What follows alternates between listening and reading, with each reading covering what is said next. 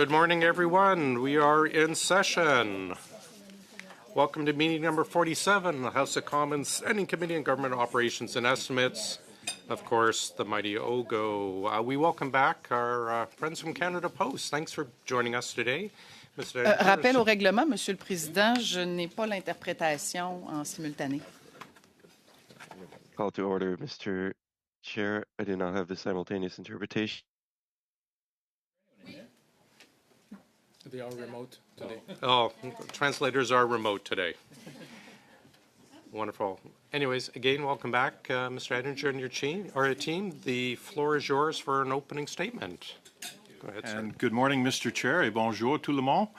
Je m'appelle Doug Ettinger et je suis PD. Greetings all. I am Doug Ettinger and I'm CEO of Canada Post. I'm there with my colleagues Alexander Brisson, Chief Operating Officer, and Rindala El-Haj, Chief Financial Officer. Our major transformation. Merci pour l'occasion de vous parler de notre transformation. Thank you for giving us the opportunity to discuss our transformation. Quick update. First, we have new ratified collective agreements in place with our employees represented by CUPW. We're very, very pleased with that. Our employees voted overwhelmingly in favor of the agreements. In fact, 89% for the urban unit, almost 86% for the rural unit, which will remain in effect until end of January 2029. These are not status quo agreements. They recognize Canada Post needs to change. For example, we can now move forward with affordable weekend parcel delivery with our new part-time staffing model to be more competitive in the marketplace. For customers, it means that we can provide the certainty needed to rebuild their trust and hopefully win back their support, which we are actively working on right now. For small businesses who depend on us, it means they can ship with confidence as we find new ways to help them grow their business and thrive. And for employees, it means that they have certainty and stability as we move forward with our transformation. Les nouvelles conventions nous apportent The new collective agreement brings us stability. The business, and we're also actively transforming the company. In previous discussions, you asked about our difficult financial situation and how it got to this point. The reality is that for the last 20 years, Canada Post has faced the same structural challenges confronting every Western postal operator. Persistent letter mail erosion driven by digital substitution, coupled with rising per unit delivery costs as the number of addresses continues to grow. And obviously, you clearly have a problem if you're faced with declining revenue and increasing costs. We serve all Canadians, and we're very, very proud to do so. But compared to our counterparts in other countries, we have the additional costs and complexities of serving a population in all corners of the world's second largest landmass. Plus, our population density is amongst the lowest in the world. That is a very bad combination in logistics. Serving all Canadians is our mandate. It also requires us to do so on a self-sustaining financial basis. It's basically a user pay system, but as Canadians started to change their habits years ago, the mandate fell out of balance. Numerous studies have been completed over the years, and they all concluded that without major changes, Canada Post was heading for a fiscal cliff. La situation était intenable. Unfortunately, the situation was unsustainable. As successive governments did not prioritize the need for change, the inevitable losses began to mount. That's why we are incredibly grateful to Minister Lightbound and the government who understand how important the Postal Service is to Canadians and that it needs to change to serve a stronger, more economically resilient country. With the lifting of moratoriums on community mailboxes and our post office network and other changes, we now have a once-in-a-lifetime opportunity to renew and reestablish Canada Post to serve the growing needs of our country. The work we have been doing to get ready for this, such as building our processing and our IT capacity, means we are very ready and already taking action in the marketplace. Let me be clear, though. To properly transform, some things are going to have to change. But we can do so in a way that creates a better service tailored to the current and modern needs of a growing country. C'est une occasion unique de perfectionner nos It's a rare opportunity to perfect our services. remaining households to community mailboxes. Nearly all mail and parcels delivered by Canada Post will be delivered under lock and key, increasing security and convenience while reducing our delivery costs and focusing real support on those who need the assistance. With the ability to finally look at our post office network through today's lens and begin to make changes, we can better focus resources where they're needed the most. Without the ability to change since 1994, our post office network has fallen out of balance. From a service standpoint, we're overbuilt in urban areas and challenged in rural communities where the service is really needed the most. So we need to take steps to rebalance our post office network. That means some post offices in over-serviced areas will have to close in order for us to invest in service improvements and address long-standing challenges in some rural, remote, and northern communities. We certainly can discuss this in more detail, and I'm sure we will, but these examples demonstrate our commitment to introduce new innovations and improve productivity, which will allow us to prioritize investments and hopefully improve a vital service for rural, remote, and northern communities that only Canada Post serves. I look forward to your questions, but let me leave you with this. As those past studies all predicted, the fiscal cliff did arrive for Canada Post. It arrived some time ago. And it's a situation that we take very, very seriously. We're just as concerned by our losses as you are, if not more so.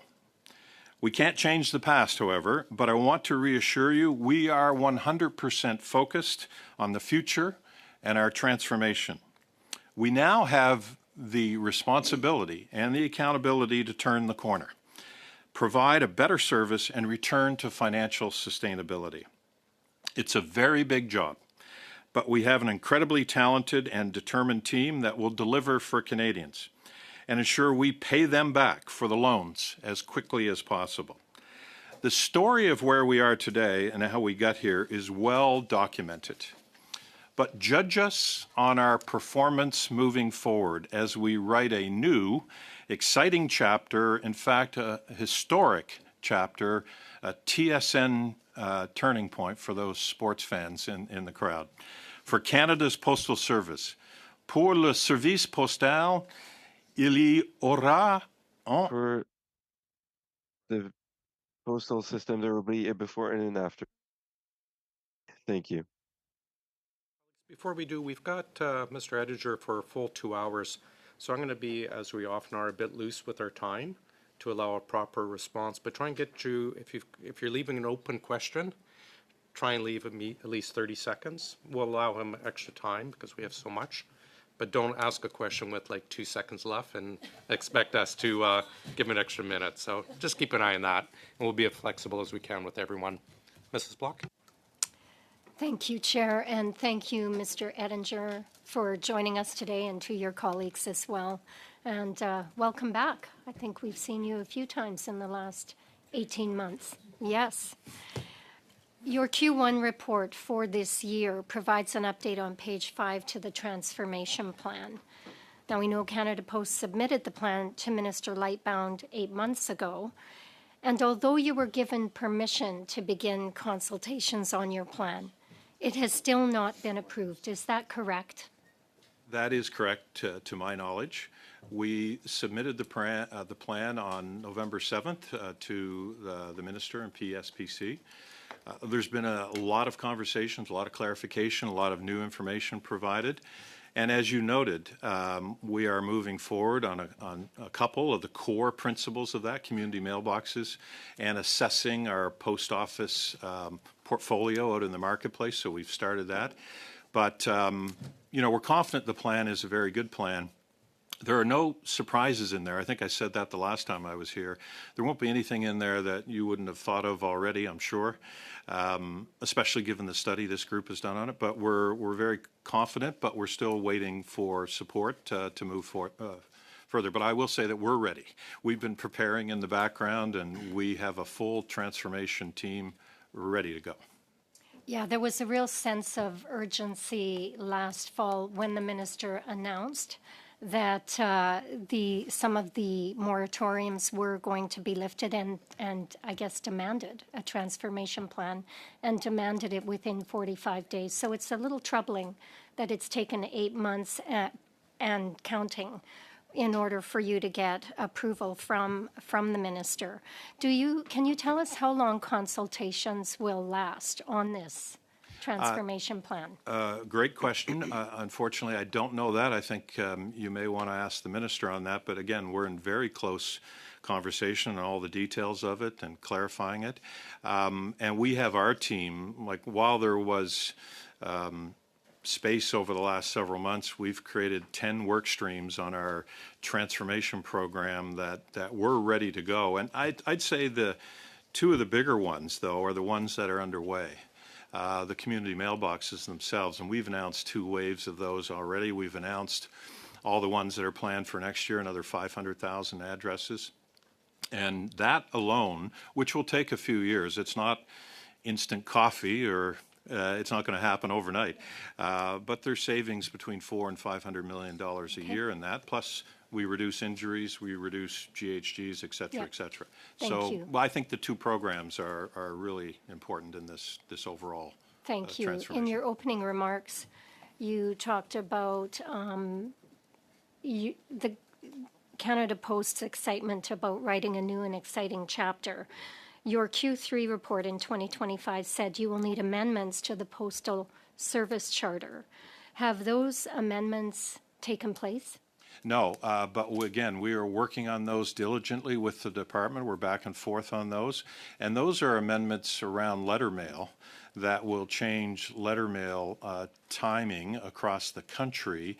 It doesn't mean that we won't be delivering letter mail on a regular basis, but we will have more time rather than put a lot of the letter mail on air cargo. We're going to be able to put it on the ground, save quite a bit of money, and help save the environment a little bit. But we're pretty comfortable that we're working closely with the government to get alignment on that, but it has not been approved, but the teams are very focused. I think we have proposals that we feel pretty good about right now. Yeah.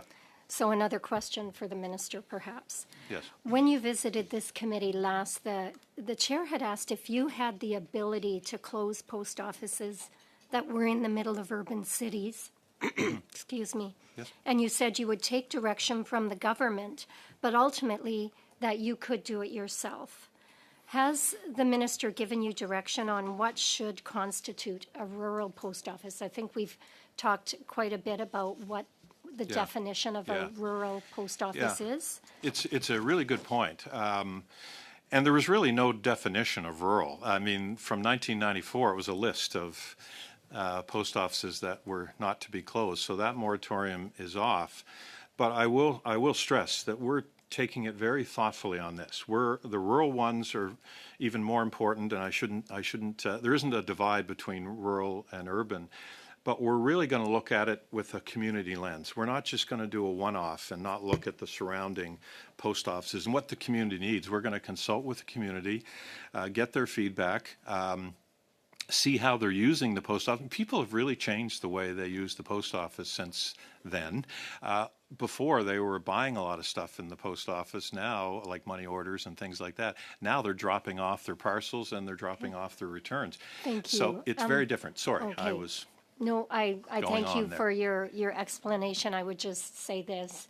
I know many rural communities Yes. are feeling very anxious Yes. about Yes. the announcement that was made almost a year ago. Yes. And so I think coming up with that definition and conducting those consultations sooner than later would be very important to provide some certainty. Totally. I totally agree with you. That is our intent. Recently, we've been to the Federation of Municipality meetings, both the Canadian one and the Quebec one, and we had a booth there, and we were consulting with all the mayors that were there. We're going to be very thoughtful about that. And if a rural post office is the only one in a certain area, even if its revenue is low or profitability is poor, very good chance it's going to stay where it is.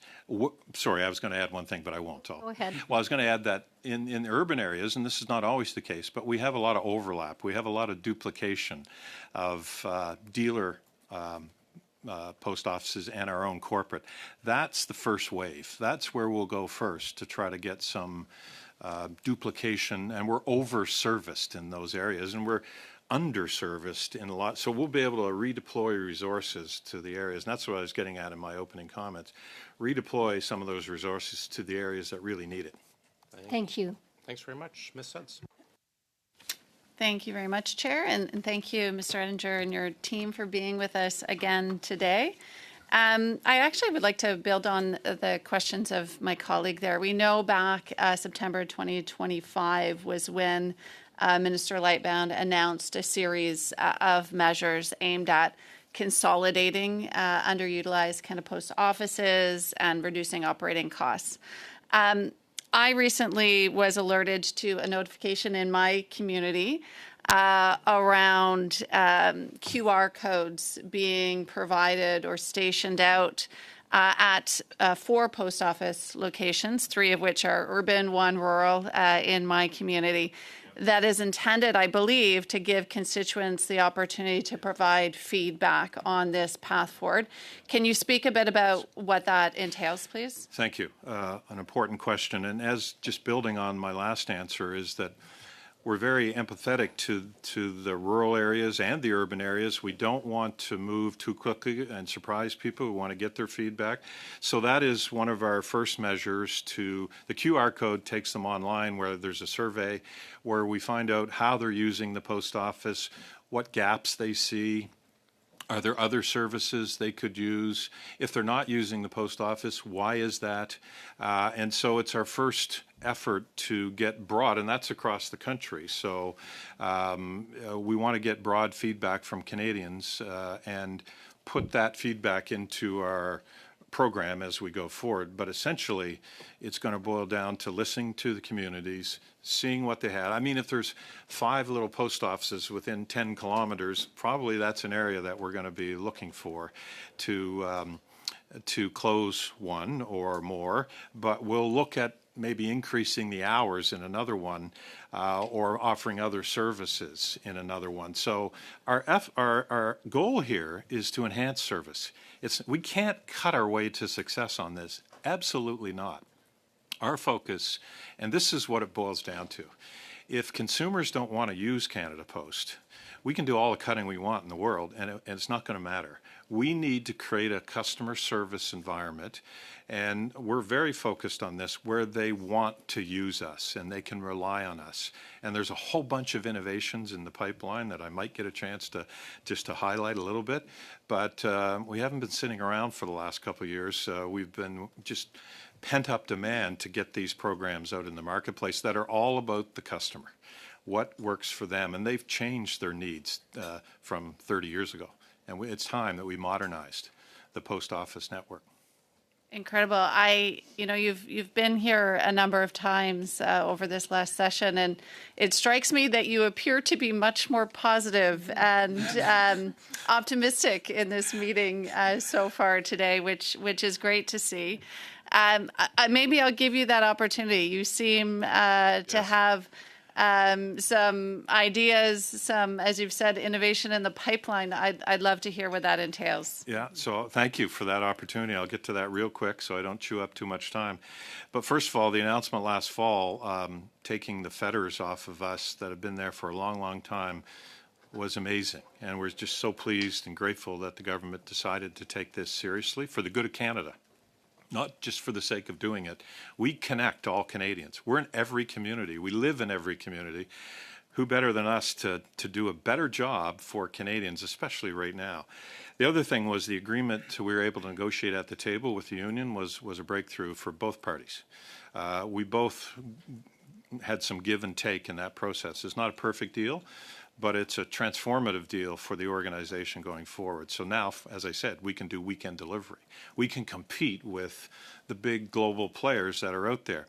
But also in the works are some things that I've been excited about for some time. We're going to launch a new marketplace, an online marketplace for Canadian retailers, for Canadians, small businesses, where it's very friendly, low fees, low costs, and it's really aimed at small business, trying to help Canadian small businesses get up and running. We're also going to announce home pickup at consumers' homes for parcels they want to ship, and like small businesses I'm referring to here, and for returns that they may have ordered 3 T-shirts and they only want to keep one. So we're going to do that.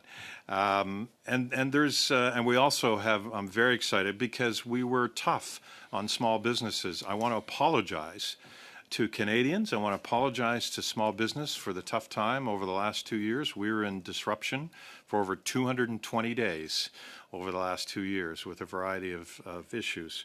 They took it hard, and we owe them, and we need to earn back their trust. So we're going to have a new program in small business, a lot coming this fall. Some new pricing for them, some new how to set up a website, kind of insight, value-added kind of programs. We want to partner with small business. That's our sweet spot. We partnered with Shopify when they were just very small, way back in the day, and we'd like to see more Shopifys around Canada. So, and there's more. That some aren't ready quite for prime time yet, but there's a lot. We're going to have a lot of announcements in the fall, not just on transformation, but on real customer innovations that are going to make it easier for them to work with us. Thank you. Incredible. Thank you. That's my time, but thank you very much. 6-minute mark. Madame Gaudreau, please. Merci beaucoup, Monsieur le Président. Thank you very much, Mr. Chairman. Mr. Ettinger, I must tell you how uncomfortable I am. You've had a mandate since the 25th. Are you listening to the interpretation? Do you hear everything? I'm going to stop the clock. Is everything working properly? Do you hear everything? Are you on the right channel? Respond. Yeah, just sorry. I apologize. I can't. Is it? Here we go. Whoops. No. You hear now, Mr. Ettinger? I will start over. And I say, hello, Mr. Ettinger. Thank you for being here. Do you hear me? Perfect. C'est parti. Perfect. Yes. Okay. Good. I must confess to you how uncomfortable I am. Your mandate was given to you on September 25th last year. Here we are, June 18th, 2026. This is the last day of parliamentary committees, and we have waited up until now in this particular community to get information that is very interesting. And you are appearing before us during one of the most important transformations of Canada Post, like you said, since a generation. And yet, parliamentarians, municipalities, workers, citizens still do not have a detailed plan of what is going to happen. Communiqué de presse. We've had a few press releases, a few media releases, and it's rather disappointing for all the partners. We don't have a clear plan. We don't have a clear calendar plan. We don't have any clear follow-up of the Kaplan report. We don't have a clear view of the measures which have already commenced. And Why is it that we have to keep running after information? Merci pour votre question. C'est un bon. Thank you for asking this question. It's an excellent question. I understand totally what you're saying, and I feel for you and your writing, which could have a number of changes. But I can assure you that we want to move with the support of the communities. Our team has engaged in the communities. As I said, we were at the recent conferences, both the Quebec Federation of Municipalities and the Canadian one. We got a lot of feedback there. We're hearing from mayors. I'm hearing from mayors. Monsieur Ettinger, Mr. Ettinger, and that is precisely what is worrying me. It's not just the content, but it's the way that things are being done. I feel that there are decisions that are being made behind closed doors and that are revealed bit by bit when they are perhaps already made. Do you understand why several observers feel that this transformation is happening more in the backstage than it is in the front stage? Could you give us today, to this committee, a complete document where we will find the totality of the recommendations in the Kaplan report that you will set into motion, their present situation, the calendar of the consultations that have been carried out so far, as well as the impact it will have on services, workers, and communities. Look, thank you for that. Again, I fully understand.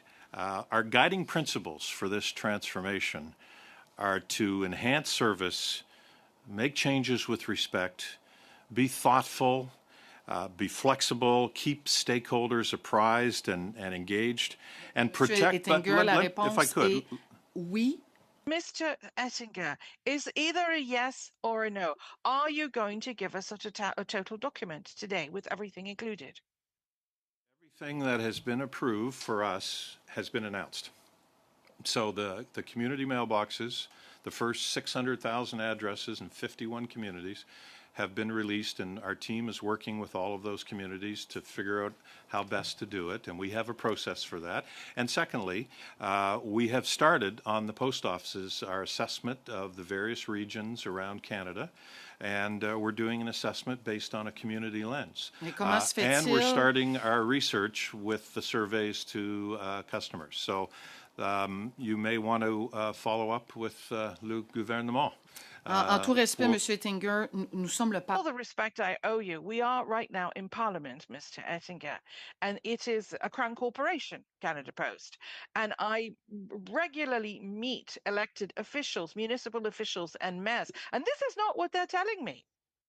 They're telling me, what's going to happen? We're trying to get information. And we as parliamentarians, we're asking questions. And yet we do not have any clear answers. Can we respect? I mean, I keep hearing the word enterprise, business. It's not a business. Est-ce que vous vous engagez? Do you commit yourself today to giving us, the parliamentarian at this committee, the A to Z of the transformation?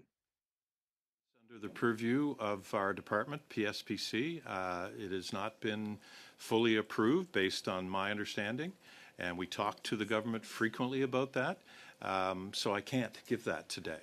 Quand? I cannot give that to you today.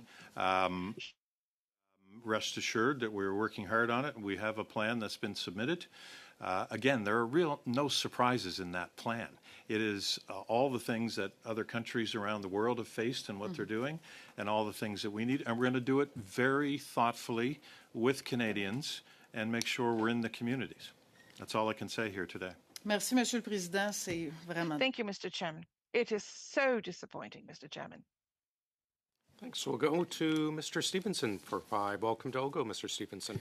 Thank you. My first time here at OGGO. My pleasure. I'm talking to my colleagues, and the whole reason is because of you guys were here. So that was my reason for coming today.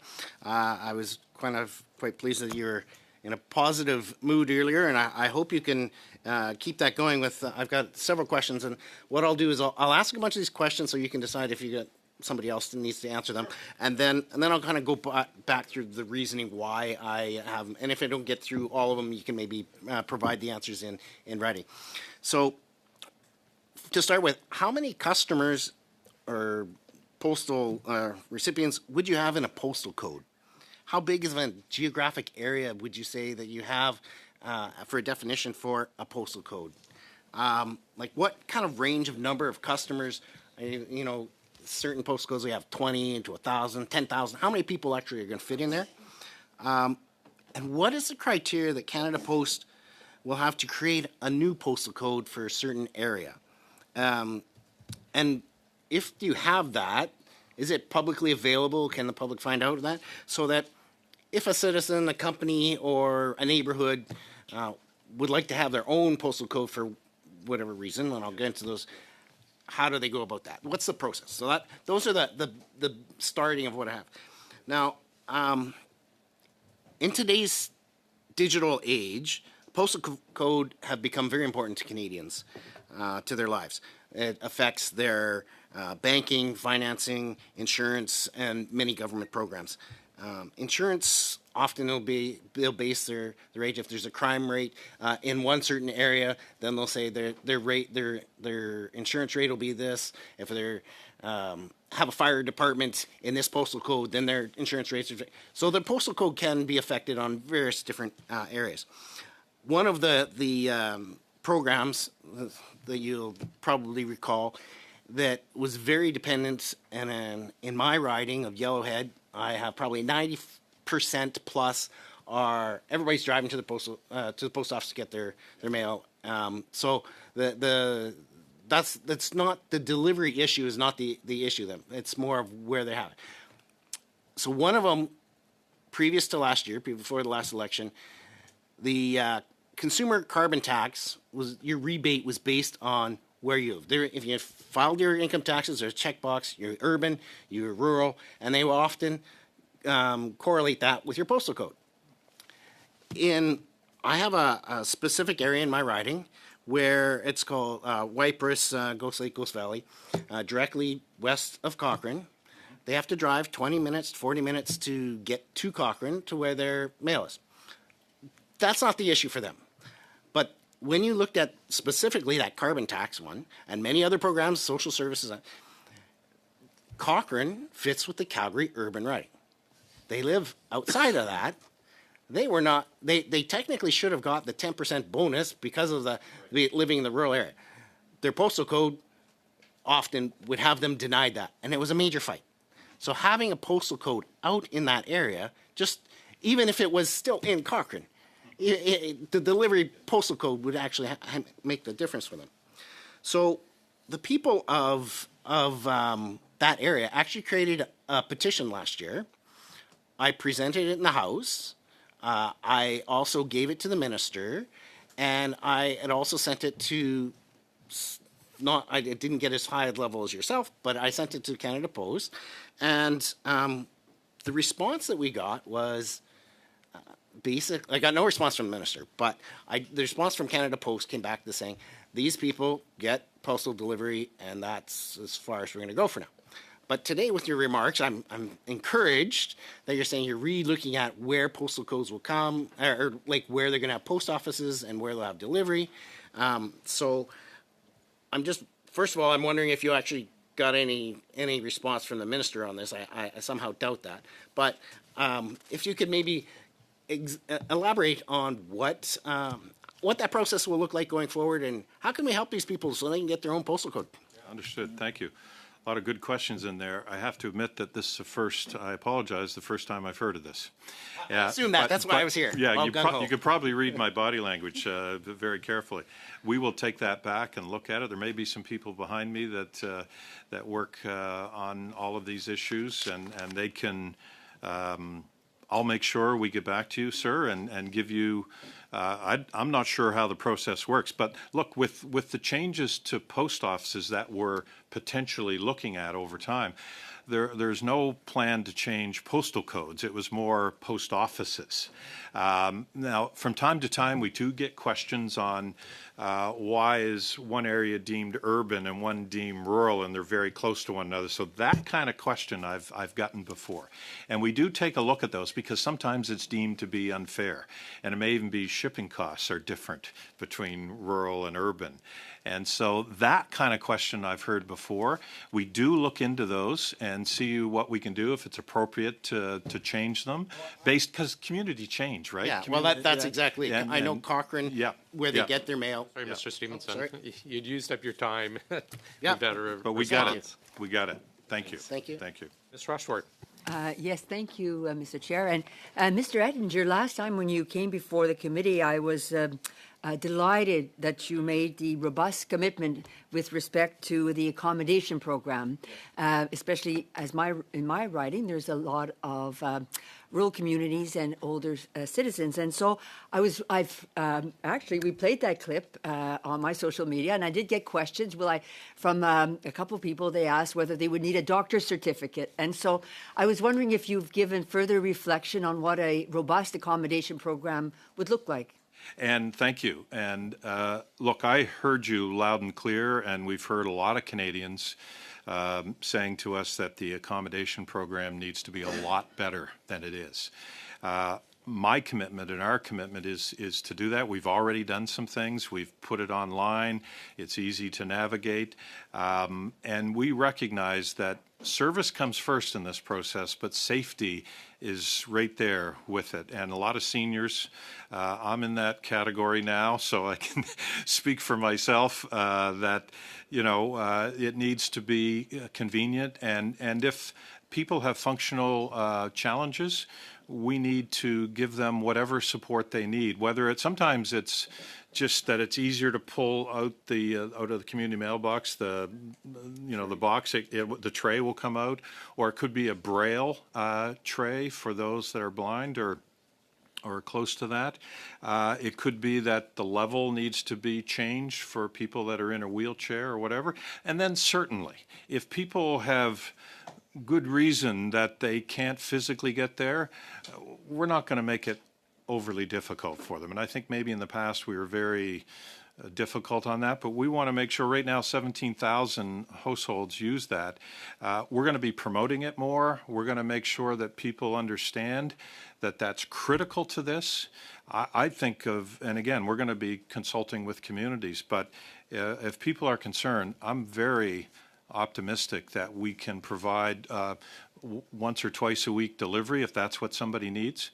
Most people don't need their letter mail more than once a week these days, but whatever is required within reason, we'll make sure we address those concerns. So it is a really top priority in this whole thing. If we don't get that right, we got bigger problems. So we know that. I also appreciate your comments with respect to the consultation that you're doing with communities. I mean, we heard from mayors, they came before us, and they said how important it is for you to consult. And so to hear that you're doing that before you roll out all your plans, I think it's important. I mean, that's why we're doing the consultation. And as you bring forward your plans, you need to have that information, is what I understood. And so very much. At the same time, as my colleague, Madame Gaudreau, mentioned, in rural communities, there is a concern. And for example, in my community, small towns, Estorville, Callander, Mattawa, Tamagami. So they worry about their post offices and so on. And so and in your comments, you did make opening comments. I appreciated the remarks you made. I'm wondering if you could reiterate them or maybe expand on them. Yes, I will. Thank you. Another great question. Again, rural, remote, and Indigenous communities are a priority for us. We're going to protect the service in those areas.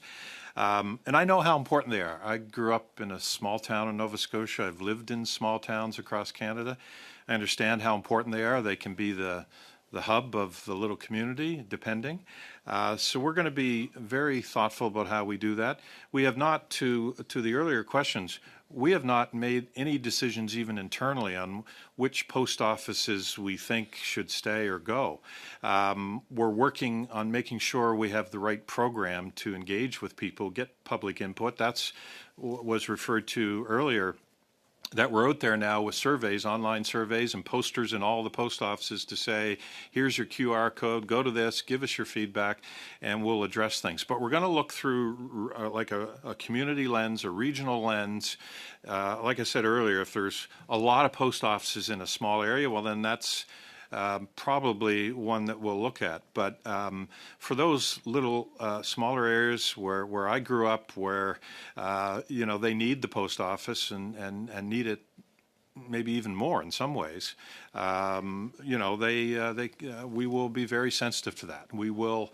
But we're going to look at other factors as well. We're going to get this research back from Canadians. We're going to get their feedback.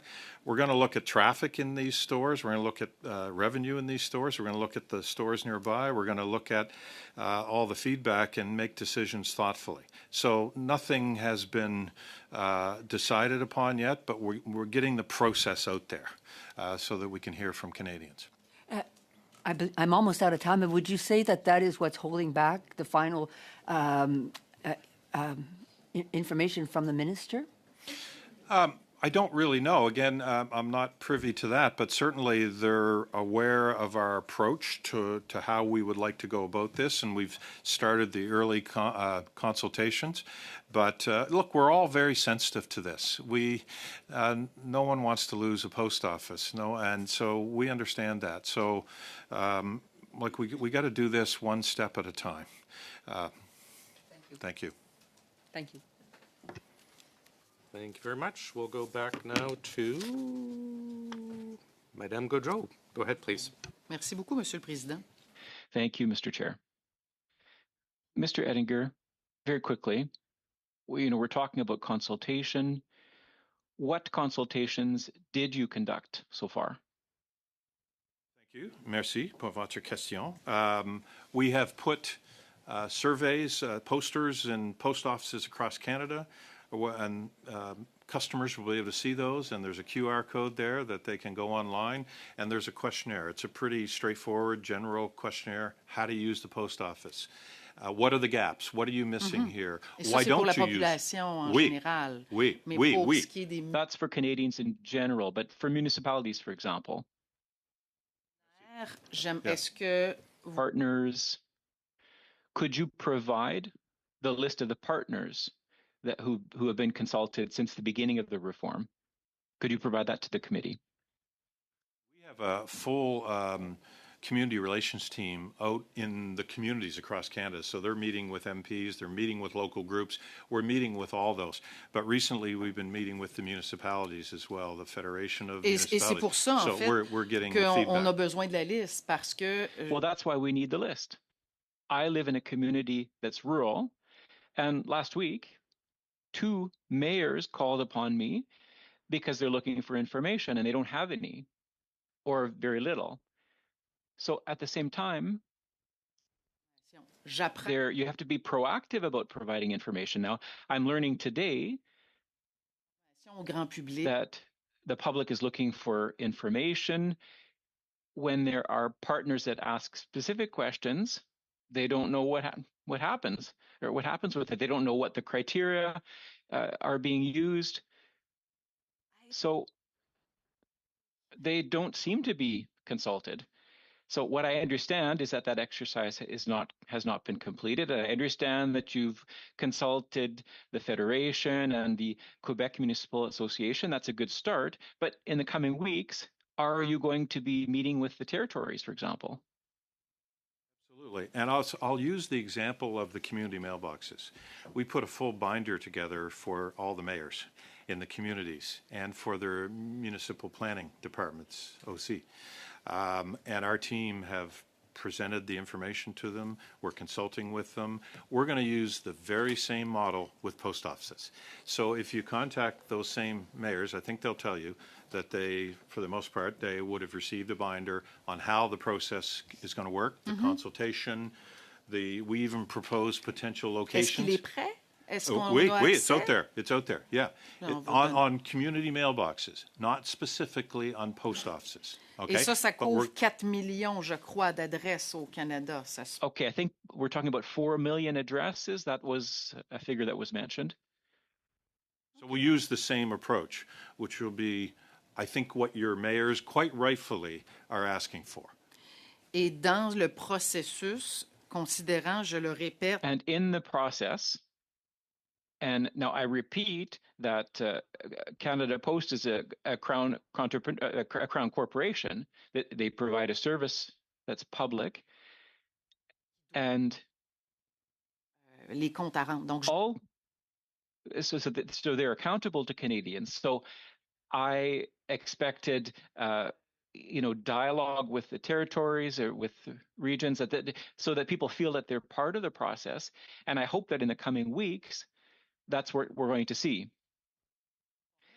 And we need to be informed as well, because we're being told that this is not being managed like a Crown Corporation. Information is not being disclosed.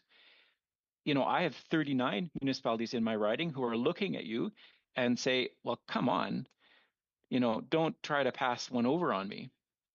And just a quick last question. Could you tell us today if Canada Post over the last 12 months has contacted the all municipalities? Has there been an official send out to those municipalities? Thank you. Merci. Because the community mailboxes is the only really full program that we have approval on right now. So as I said, we've contacted all of those communities. There's 51 for over 600,000 addresses that be converted to community mailboxes. They've been contacted. We are in motion with them, working through it, hearing from them, getting their feedback. But as you're saying, and quite rightfully, we have not done that on the post offices yet because we're not quite ready. But as soon as we're ready and we have full approval, you'll be the first one to receive the list and the communities. I promise you that. Yeah?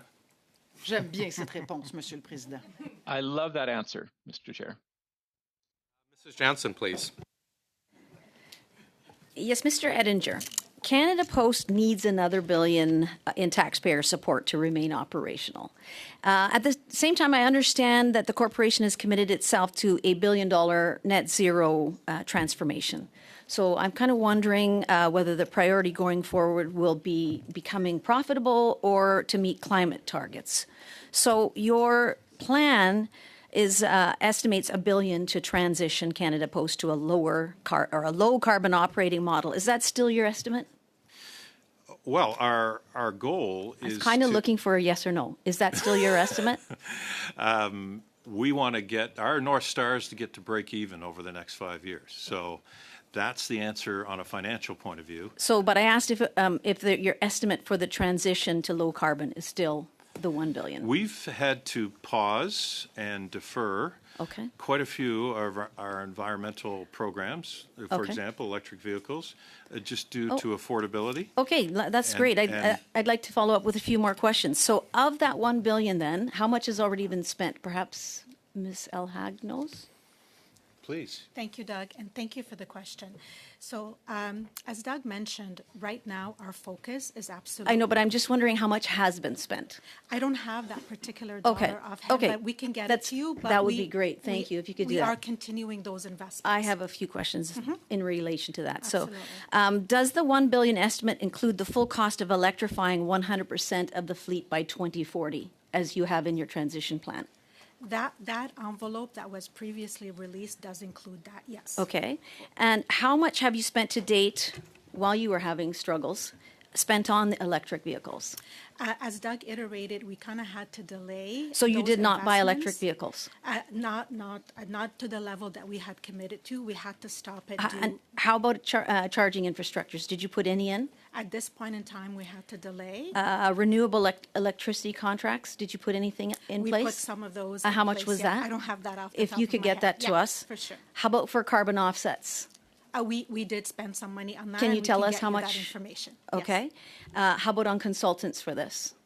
The majority of the work has been done in-house. Internally, we have a team looking after this. And how about climate reporting and compliance costs? We have a great team internally that does produce our sustainability reporting that is available on our website. Okay, because I did look at your report and it looked very fancy. It looked like that would, if you did it with consultants, it'd be expensive. Has Canada Post updated the estimate to account for inflation and higher capital costs? Are you looking at that with your internal people? Absolutely, that's part of our yearly So processes. you've updated it, and When you mean capital, regular The account- capital expenditures, or specifically related to this? To this, we update that every year. Absolutely. And so we'd like to get those numbers then. How about the unexpected repair and maintenance cost on electric fleet? Have you guys looked at that at all? At this point in time, because we do have such a small fleet, it is part of our estimates, but is not. How big is the fleet? 100 today. electric vehicles. Okay, and what is the largest single expenditure remaining under net zero? Under the net zero, is it pretty much everything? The largest expenditure, it Well, would be the buildings and the fleet, for sure. And your report estimates potential long-term the decarbonization saving up to 85 million annually. Have those projections been independently validated? I can get back to you on that, Okay. but yes, absolutely, we do have a team that validates that. And how many years would it take for the projected savings to recover the estimated 1 billion investment? From memory, that's within the 10 years view that we have. So that envelope that you're talking about is a 10-year view. Okay, at the same time that the board approved net zero, was Canada Post already warning about its long-term financial sustainability? At that point in time, we knew that we had some of the historic challenges and constraints that we had to work on, so but we weren't in the situation that we are Did the today. minister responsible for Canada Post review and approve those transition plans while you knew that you were already struggling? We have been working over the past year with our minister's office to discuss and identify how we proceed. So with Mr. that Lightbound envelope. has been red flagged. They're very well aware of the situation, and And- we are in contact with them to decide And how we're going to approach did it. the minister ever direct Canada Post to delay, scale back, or reconsider the transition because of your financial At this situation? point in time, there has been no specific directive, but due to the market availability of EV vehicles and how Did ready anyone, it is, we've did paused anyone it. in the government question whether a $1 billion climate transition should proceed while Canada Post was posting hundreds of millions of dollars in annual losses? We are in active discussion with the government to show them what those investments are and what the GHG savings and emission reduction will be. They're very well aware of that. And as we focus on building our future corporate plans, those will be built in the required investment with the alignment of the government. Right. Before we go to Mr. Gasparo, just remind you, we passed a motion with this committee. Any questions that put to you, we require within 21 days. Mr. Gasparo, please, for 5 minutes. Great. Thank you, Mr. Chair. Thank you for being here, and thank you for your service. According to the 2024 Canada Post annual report, in 2006, you were delivering 5.5 billion letters annually, and that number has since dropped to 2 billion. That same report said, and I quote, a postal system built for 5.5 billion letters can't survive on 2 billion. You've talked a lot about your modernization plan and engagement with small businesses, which is great. Can you talk about how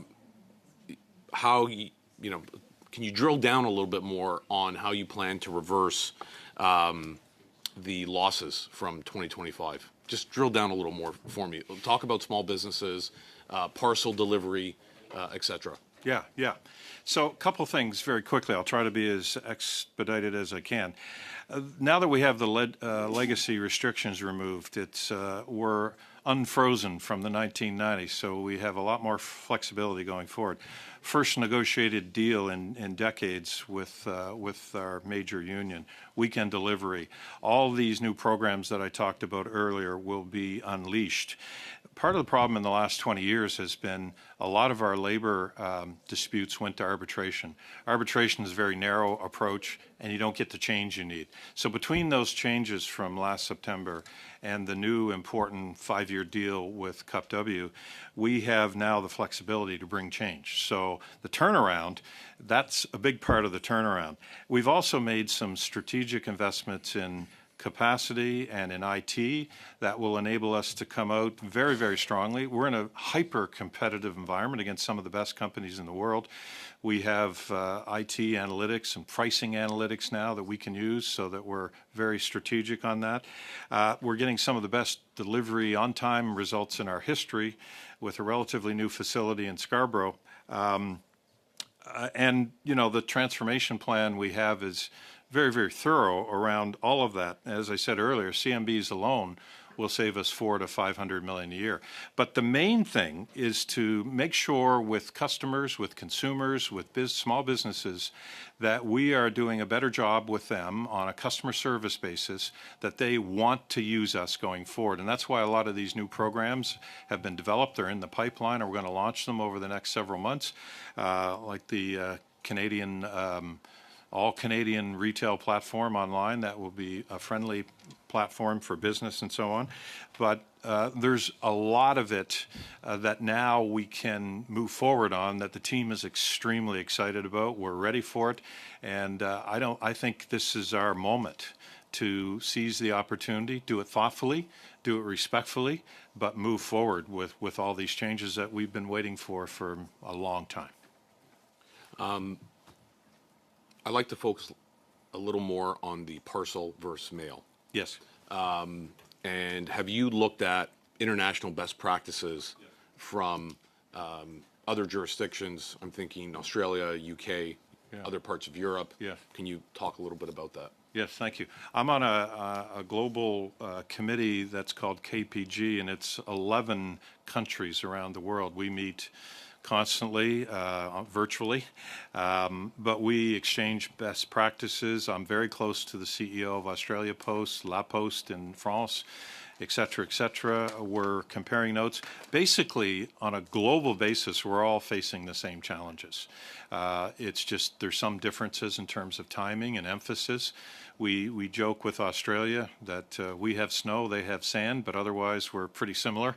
And they also have a really low population density. They're actually lower than us. They're the only country in the world lower than us. They're at 3 people per kilometer. We're at 4 per kilometer. But our emphasis is certainly on parcels. All of our programs around small business are on parcels. The pricing programs that we're looking at are about making parcels affordable for small business. The retail marketplace I talked about is about parcels, with Canadian retail companies supplying Canadian consumers that are looking for their goods, and on and on. Pickup at home is about parcel pickup. And all of our CMBs, I know some people don't like the CMBs, but they're very secure, they're dry, they're locked up, they reduce injuries, and they're good for the environment at the same time. But most importantly, they're a parcel locker now. They're not a letter. They were originally built 40 years ago for letters. And a lot of our programs were built in the 80s and 90s around the letter mail area. But they fit, 80% of the parcels that go through our system can fit in a CMB. Now we have My Mail. If you get the Canada Post app, I'd expect all of you to be on the Canada Post app, by the way. A little plug there for the team. It'll give you a notification when you've got a parcel and who it's from. And so all these things we want to move forward on, and we haven't been able to for quite some time. Thank you. Thanks. Mr. Lawton, welcome to OGGO. For how long? 5 minutes. Thank you very much, Mr. Chair. It's good to be here on this committee for the first time, and thank you, Mr. Edinger and team for being here. Just to confirm, we're operating from the same baseline here. Canada Post lost last year $1.57 billion, and in the first quarter of this year, $205 million. Those numbers are correct? Yes, they are. Okay.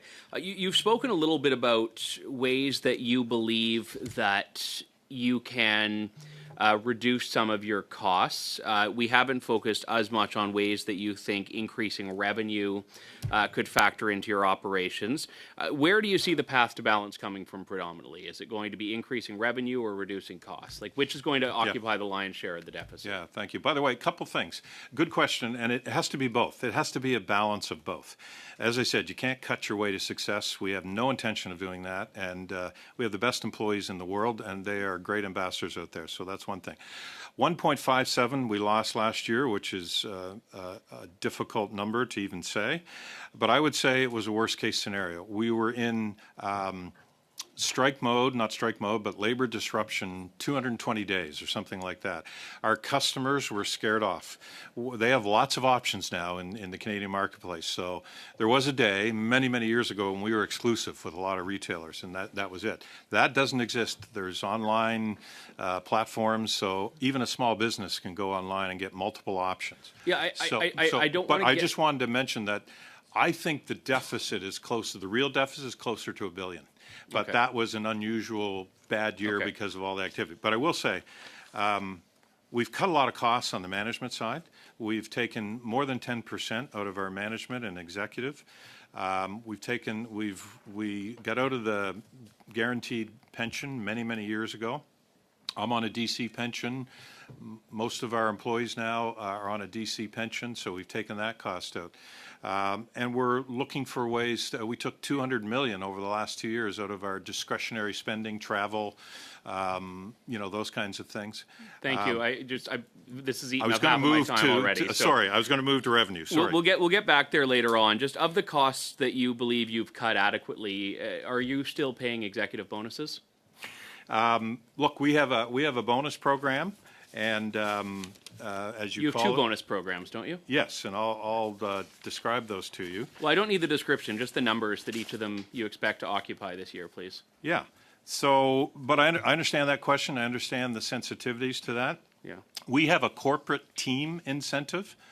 That's the bonus program. It hasn't paid. It's called CTI. It hasn't paid a dime since 2011, so 15 years ago. And the at-risk program? And the at-risk program. So, in the broader context, we have a major transformation underway right now. So, after years of no change, we're moving forward. We have the biggest transformation probably in our history.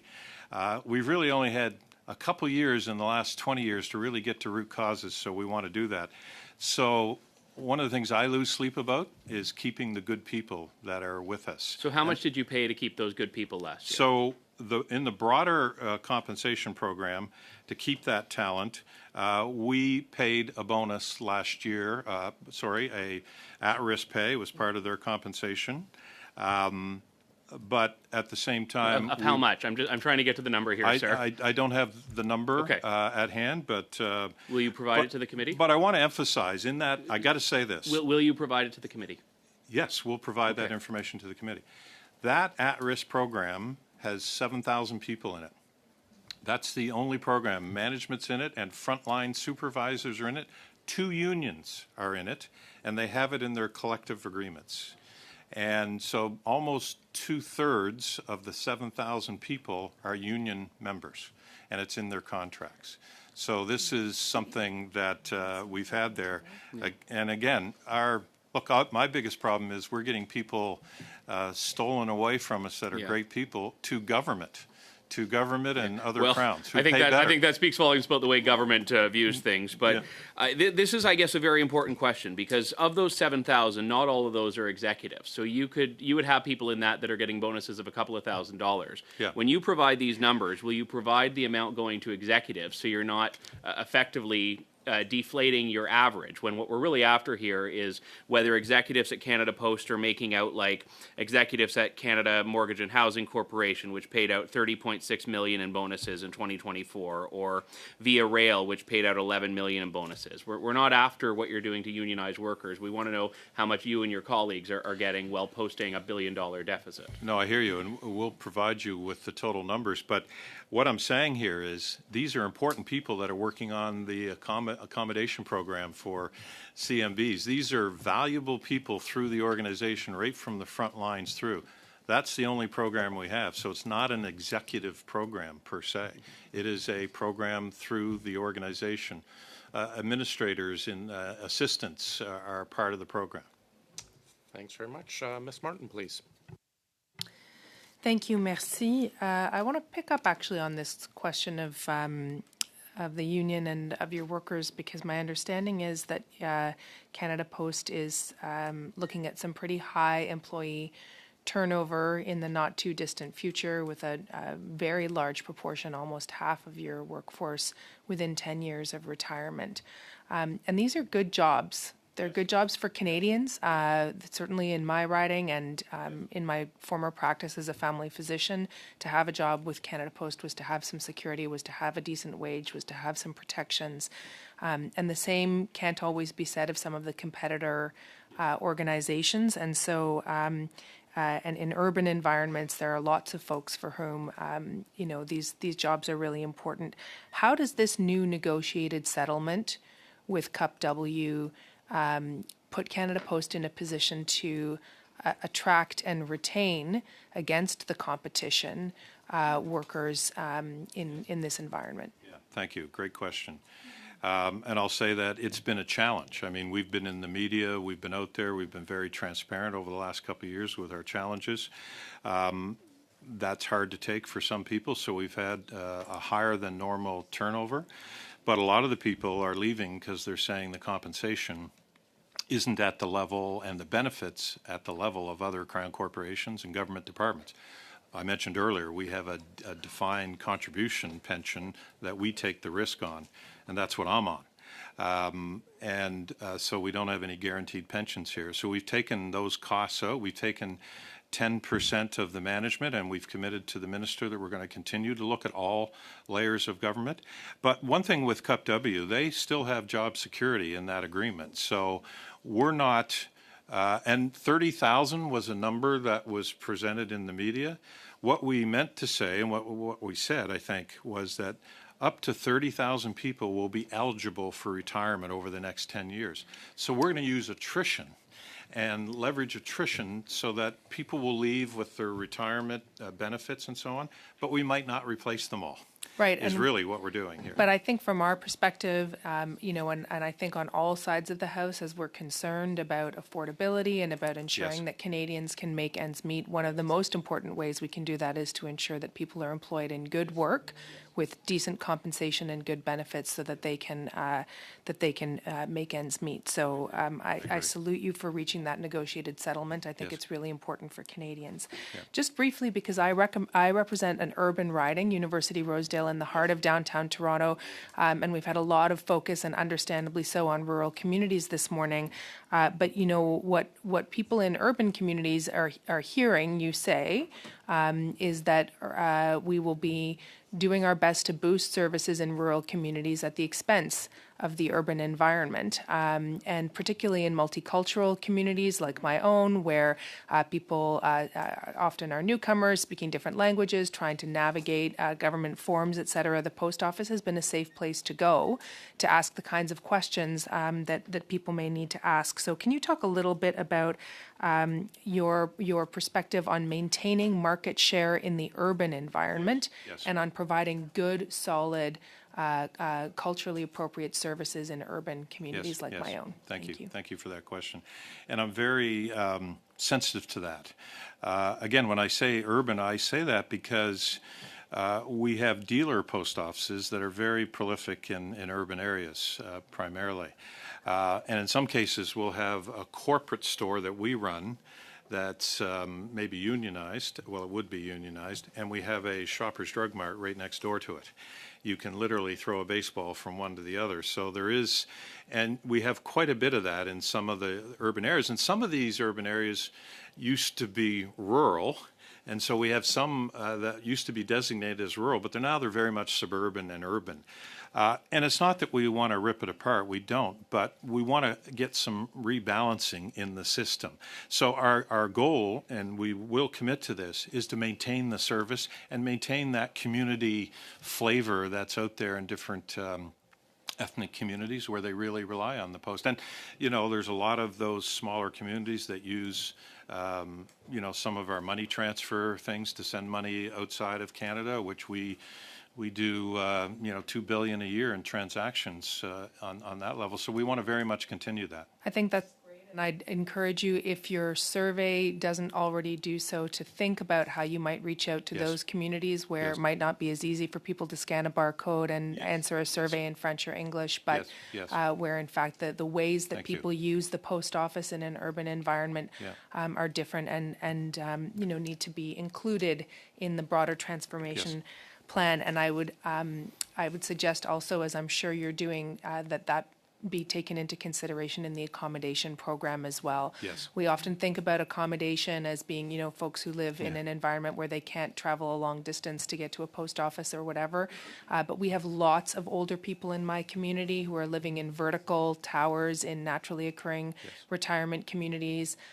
Where getting out of the house is an infrequent thing. Certainly during the pandemic and our vaccine response, we had to think a lot about how to reach those folks. And so really taking into account the urban underserved population is important. And if you have anything to add about how you're thinking about that, I'd be delighted to hear. No, but I have to interrupt. We're about 2 minutes past. Oh, sorry. Sorry. Thank you, Chair. Perhaps Thanks you for can your provide it in accommodation. writing, though. We'll go to Madame Gaudreau, please. Oui, merci beaucoup, Monsieur le Président. Donc, Yes, thank you, Mr. Chairman. I understood that community partners were not consulted directly, aside from the survey, but that there is a plan on the minister's desk. Where is that going? sont sur le bureau du ministre. Are the broad outlines on the minister's desk?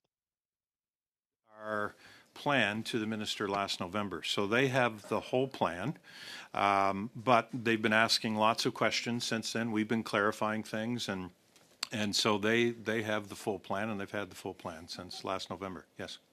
Donc, on a parlé beaucoup aujourd'hui des boîtes communautaires. So this meeting, we've talked a lot about community boxes, but there are also post offices. And I'll give you an example. In my town, Lac des Écorces, there are 2 post offices a few kilometers apart. And the question is, will you consult people? Since everyone is aware of the issues with Canada Post. So what will we do in terms of the predictability of the offices that will be potentially empty? People are waiting to be consulted. They want to be consulted. And of course, we want to ensure that there won't be any breaks in service. People don't appreciate the void because they think these are my taxes and we want to know. So what do you answer to these people? Say rightfully so. They should be asking these questions, so I have no issue with that whatsoever. As I said before, as soon as we get approval to move forward, we'll make that public immediately, and we will move to consult with the mayors of the small towns, the larger towns, and we'll make sure they have a binder that shows them the process and the next steps and the feedback that we're looking for and what gaps there are. So we're fully committed to that. I know I've said it several times, but we want to do this right for Canadians. We can't afford to get this wrong. This is a once-in-a-lifetime opportunity to do it right, and we don't want to leave communities behind that can't afford to be left behind. They're on the CMB side. Alex, you may have an example. It's more on community mailboxes, but it's a good example. Sept-Îles and other areas around there. If we have the time, we may not, but Alex can add to that. Okay, so great. So thank you for the opportunity. And in part, let me give you an example of why we're excited about the transformation. And when we say it's actually not cutting back service, actually supporting our service, I think we have a prime example. And I'll use Sept-Îles. So Sept-Îles, Côte-Nord of Quebec. It's been a challenge. Service has been a challenge in Sept-Îles for quite some time, and I'm sure you can relate to that. And in part, labor shortage is a big challenge in Sept-Îles and Côte-Nord and in the rural places. It's also a tough job. We're asking our letter carriers to do like foot routes, or they actually walk day after day. Winter, is quite long in Sept-Îles, and they're all foot walks. So that's 20, 25, 30 kilometers of walk every day. As we're transforming, we're looking at our activities and we're streamlining the way we work, which allows us to release some of our assets. Releasing assets means I'm able now to deploy assets to go support a Sept-Îles, for example, where we can actually motorize the routes.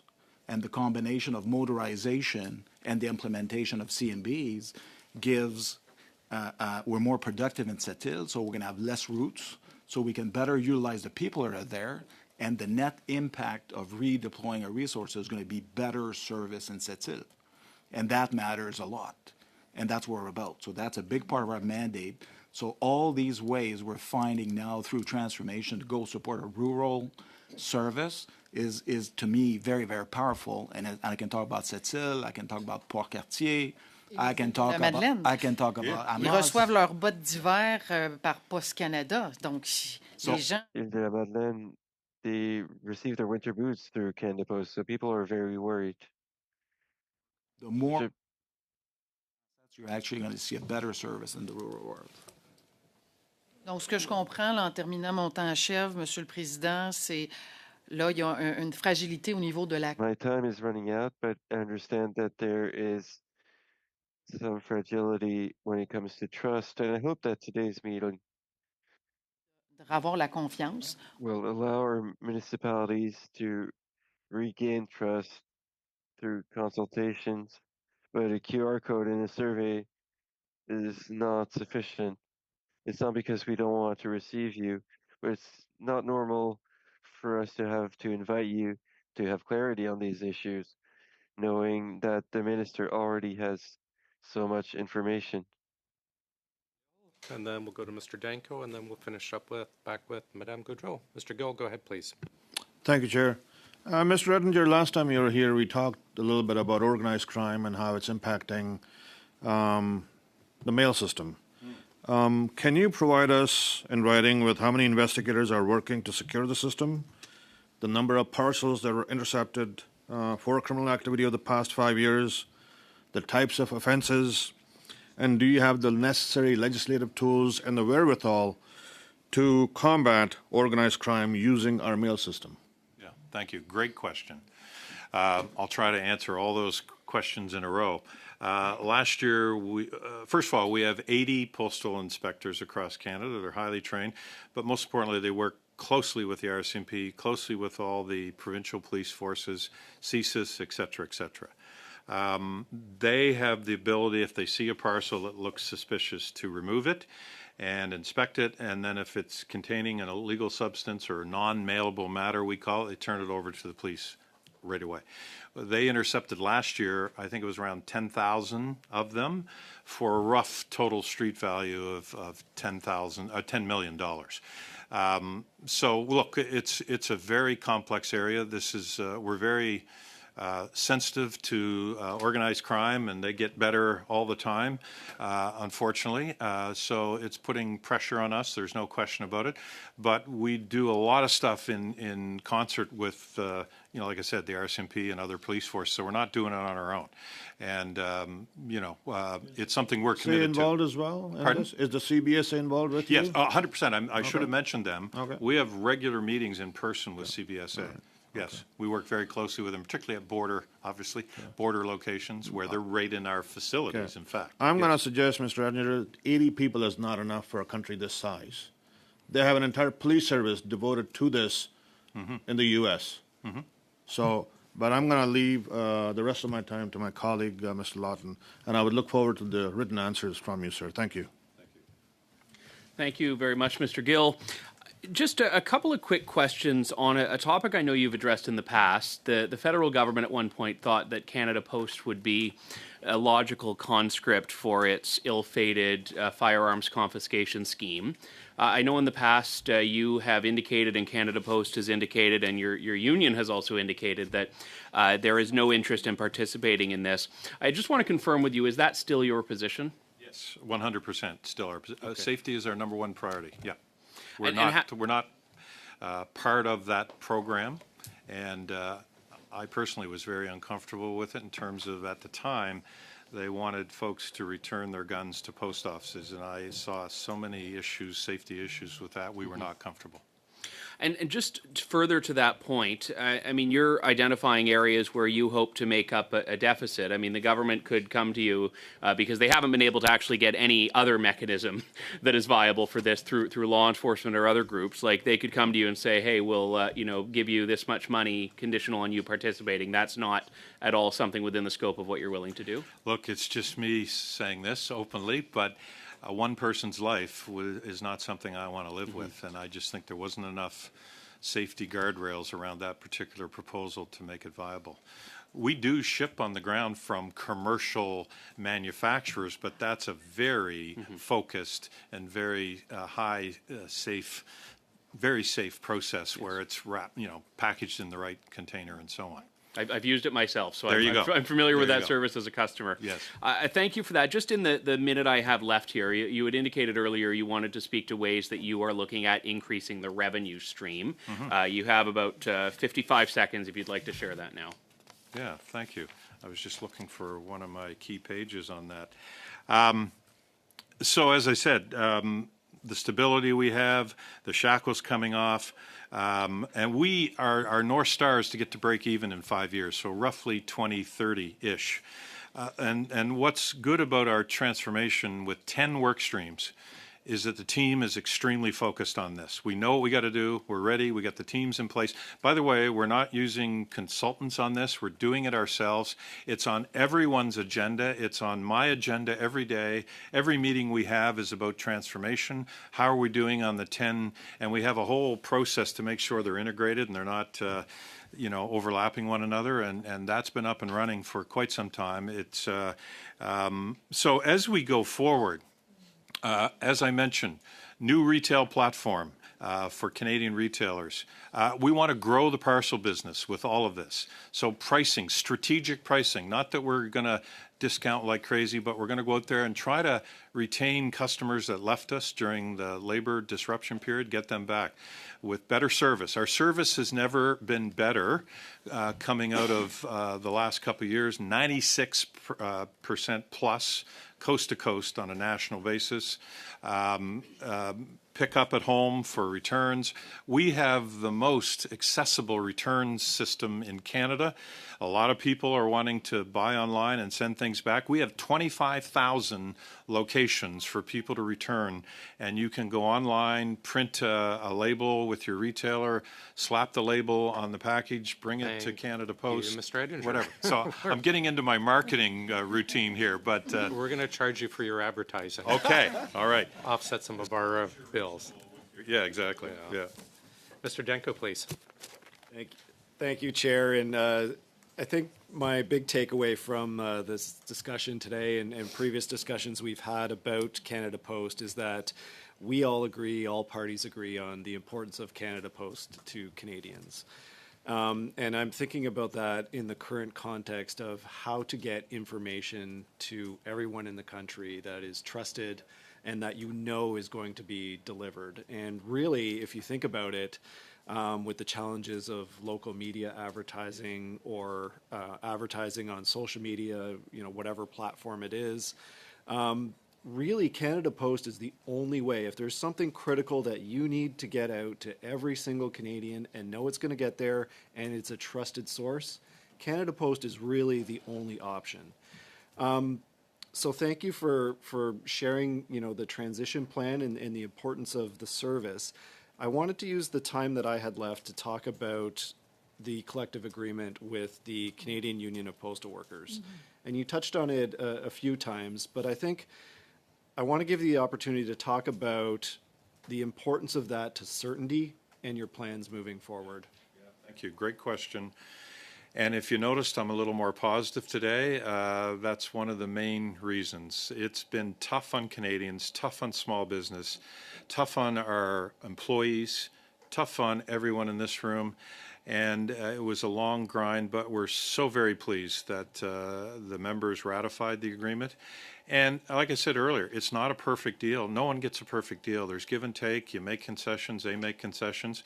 This is one of the first, though, negotiated deals at the table in decades for us. And like I said before, most of our previous labor interactions went into arbitration where a judge decides in a very, and they're great people, but in a very narrow way. So you don't get any change coming out of that, good or bad, for employees, for the company. This one will bring change. For example, weekend delivery, we've been without that while the competition has been doing that, and we think weekend delivery will be as much as 25% of total volume over the next 5 to 7 years. So it may not be, it's like 7, 8, 10% right now, but you got to have it. You got to have it in your portfolio. So this deal, and it's a 5-year deal. Typically, we had 4-year deals. This is 5. So it gives us more stability out to 2029. This is what allows, at least potentially, customers to come back to us. It's not going to be easy. We're going to have to work hard to get their trust. And I can assure you, our sales team is out there working hard on that with all these new programs and all the things. And it gives customers some confidence, especially small businesses. They were hurt more than anybody. And so we really want to partner with them, help them with pricing, help them with programs, how to set up their websites. There might be some advertising in our network. We're looking at a whole revenue stream around media. Think of post offices with the electronic screen, advertising small businesses all across Canada. From Île-de-Madeleine, you might have somebody doing some great things there that they'll get exposure across Canada. We do a lot of that with small business. We are unshackled and refreshed now. I can't say that enough, but it's good for our employees too. They have job security, but they know transformation is coming. They understand what it's going to be, and we're going to work with them very carefully. These are good paying jobs, and to the earlier point, they get great benefits, so they should, and great pensions. We need to maintain as many that we can. And we'll do it, and we'll give them, as I said earlier, as people retire and they move on in their retirement with their pension and so on, we may not replace every position. That's where we're going to use attrition to get our numbers down. And we're going to be very careful. But the team is so excited, I can't put it in words. The mountains that have been moved were felt to be immovable, to be honest with you, for years and decades, really. So we're ready to go. This is our moment. Great. I think that's a great place to leave this discussion. Thank you. Madame Gaudreau, to finish up, please. Oui, une dernière question. Donc, Yes, one last question. So from what I'm understanding that you're saying, Mr. Ettinger, is that not only are the employees be informed ahead of time with all of the changes that are going to be undertaken, like with the community boxes. And as of today, June 18th, and you promised me something, and in fact, you didn't just promise me something and all the members here, but all Canadians, you have promised to give us the right time, to give us the right information in order to reassure us to get back a certain amount of lost trust within Canada Post. Lost trust. We certainly lost trust through the last 2 years with our labor disruption, which was so difficult, but also this. We need to do right by Canadians. We need to give you that information. By the way, our employees will be the first to know with any changes, and in fact, it's in the collective agreements. So it's not only just something we would do, but it's something they require a certain advance notice. We're not out there to purge everybody. It's going to be done thoughtfully. But there will be some change that'll have to happen for us to get this organization back to, self-sustainability. But I promise you, the minute these additional programs are approved, we'll be out in the public talking about it and doing it properly. Merci, Monsieur le Président. Et d'ailleurs, on pourrait faire la liste de Yes, thank you, Mr. Chairman. In fact, we could make a list of all the questions that we asked, and 3 weeks from now, we are going to get those answers. We want to make sure that we don't forget anything because lots of promises were made. Thank you for reminding our panel. Well, thank you very much for being with us today. I do want to follow up just quickly. I appreciate your optimism. It's if you watch me in committee, you know I'm not exactly the glasses half full guy. I'm the glasses less than empty person, but appreciate your optimism. But look forward if you're able to provide some more information around some of the timing. I know we haven't got an approved transformation plan. It seems, Right. I don't want to say too optimistic to be optimistic when we don't have a plan yet, but I appreciate if you just, over the coming months, coming weeks, send us any information you can. Yes. Providing some of a timeline, because obviously when we're burning through $1 billion in cash a year. 100%.